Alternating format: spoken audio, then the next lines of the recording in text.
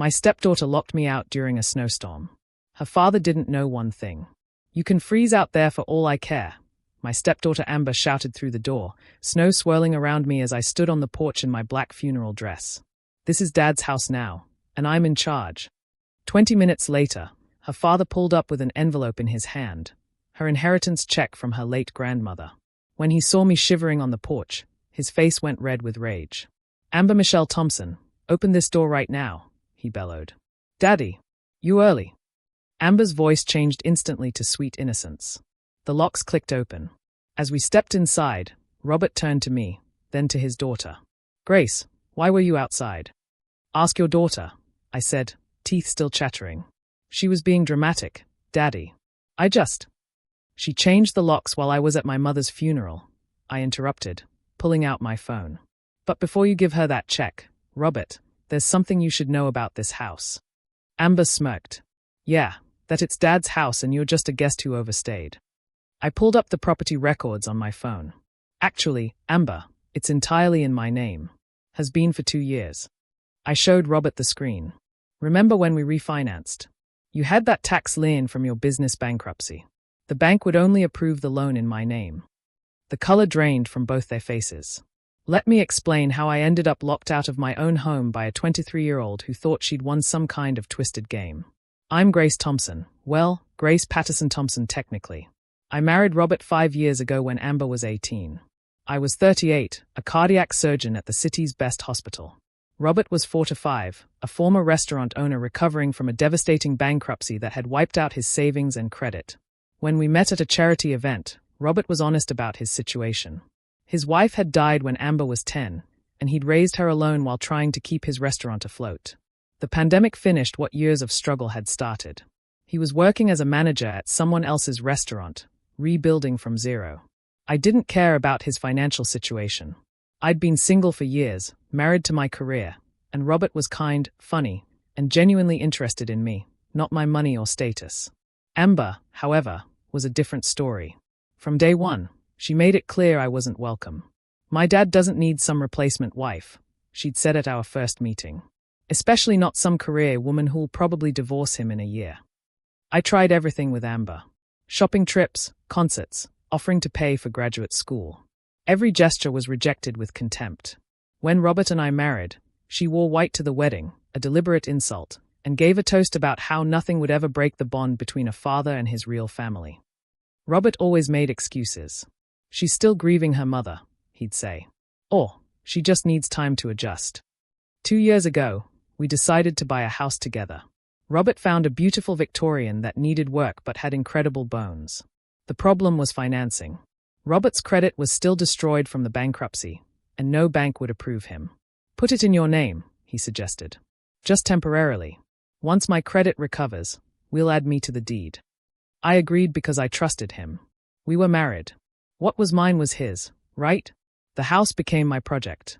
I spent weekends stripping wallpaper, refinishing floors, and turning it into a showpiece. Amber mocked every improvement. Trying to erase my mom's memory with your fancy doctor money, she'd sneer when I'd update the kitchen or bathrooms. 3 months ago, my mother was diagnosed with aggressive pancreatic cancer. The end came fast, 6 weeks from diagnosis to death. Amber's response when I told them? Well, at least you got to have her for 4 to 3 years. Some of us lost our moms as children. Robert mumbled something about being sorry for my loss, but he didn't come to the funeral. Amber needs me, he said. She's having a crisis about her job search. So I went alone to bury my mother, the woman who'd raised me single-handedly, who'd worked 3 jobs to put me through medical school, who'd been my everything. The funeral was this morning. When I returned home at 2 p.m., exhausted and heartsick, I found my key wouldn't work. That's when Amber appeared at the window, smiling. Change the locks, she said cheerfully. Dad said I could sense he's tired of you acting like you own the place. I do own the place, I said, stunned. Not anymore. Dad's filing for divorce, and he's taking the house. Community property and all that. Maybe you should have thought about that before being such a cold bitch all the time. I called Robert immediately. No answer. I was about to call a locksmith when his car pulled up. Now, standing in my living room, I watched understanding dawn on Robert's face. Grace owns the house, he asked Amber slowly. That's impossible. You bought it together. You said. I said we bought it together, Robert admitted, looking uncomfortable. But technically, legally, it's in Grace's name. Just temporarily. 2 years is pretty temporary, I said dryly. Amber, did you really think you could lock me out of my own house? The house I paid for, renovated, and maintain. She lifted her chin defiantly. Dad's name should be on it too. You're married. Actually, I said, pulling out another document on my phone. We have a post-nuptial agreement. Signed last year when Robert started his new business with my investment money. Assets remain separate unless specifically designated as joint. Your father insisted on it to protect me in case his business failed again. Robert's face went white. Grace, I didn't mean, when Amber called and said you were being unreasonable. Unreasonable? My mother died, Robert. I buried her alone this morning while you stayed home because Amber was upset about not getting a call back from an interview. You told me she locked you out. Robert turned to his daughter, his voice rising. She was being dramatic. She's always so cold and superior, Anne. She's a doctor who just lost her mother. Robert shouted. What is wrong with you? What's wrong with me? You're taking her side. She's turned you against me just like I said she would. No, Amber. You've turned me against you. Robert's voice was quiet now, disappointed. Do you know why I have this check? Your grandmother left you $50,000. Her only condition was that you show maturity and responsibility. Give me my money. Amber reached for the envelope. Robert pulled it back. She also named me as trustee until you demonstrate that maturity. Locking your stepmother out of her own house during a snowstorm, on the day of her mother's funeral? That's the opposite of maturity. This is her fault. Amber screamed, pointing at me. Everything was fine until she came along. No, Robert said sadly. Everything was broken after your mom died, and I was too guilty to see it. I spoiled you, made excuses for you, enabled you. Grace tried to be kind to you, and you've been nothing but cruel to her. I sat down heavily, exhaustion overwhelming me. Robert, I need you both to leave. Grace. No. I'm done. Amber, you want this house so badly? Fine. I'll sell it. Robert, you want to prioritize your daughter over your wife? That's your choice. But you won't do it under my roof anymore. You're kicking us out. Amber laughed. You can't do that. Actually, I can. Robert, you have tenant rights, so you get 30 days notice. Amber, you're not on any lease or agreement. You're trespassing. I pulled out my phone. Should I call the police, or will you leave voluntarily? Dad! Amber wailed. Robert looked between us, then picked up Amber's coat. Let's go, Amber. You're leaving with her? Choosing her over your wife. I'm choosing to respect Grace's wishes on the worst day of her life, he said quietly. Something you should have done. As they headed to the door, Robert turned back. Grace, can we talk tomorrow? Please. Your 30 days notice will be delivered by my lawyer tomorrow, I said. We can communicate through attorneys. You're divorcing me. You didn't come to my mother's funeral, Robert. You believed I locked myself out of my own house. You were ready to take Amber's side without even asking me what happened. What exactly is left of our marriage?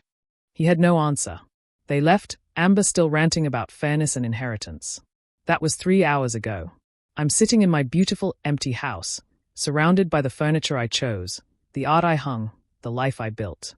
The locksmith just left. I had him change every lock and install a security system. My phone has been buzzing non-stop.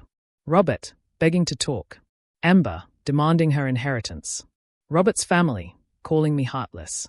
I haven't answered any of them. Instead, I called my mother's lawyer. Turns out, Mom left me more than memories.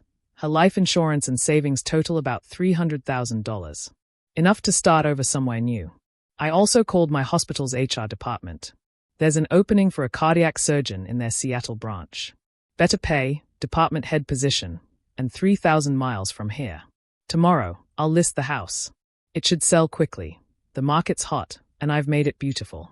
Robert will get nothing from the sale, thanks to our agreement. Amber will get nothing from me, thanks to her cruelty. The doorbell just rang. Through the new security camera I had installed, I can see Robert standing there with flowers. Behind him, Amber sits in the car, arms crossed, pouting. I'm not answering. They made their choice when they left me standing in the snow on the worst day of my life. Now they can stand outside my door and feel what I felt, locked out, unwanted, and finally understanding that some bridges, once burned, can't be rebuilt. The house is mine. The choice is mine. And for the first time in 5 years, the future is entirely mine too. My mother always said, when someone shows you who they are, believe them. Today, Amber showed me she's cruel. Robert showed me he's weak. And I showed them both that I'm stronger than they ever imagined. The doorbell rings again. I turn up my music, Mozart's Requiem, for Mom, and go run a hot bath in the beautiful clawfoot tub I installed last year. Let them ring. Let them wait. Let them finally understand what it feels like to be on the wrong side of a locked door. Some lessons can only be learned the hard way. And some locks, once changed, should never be opened again.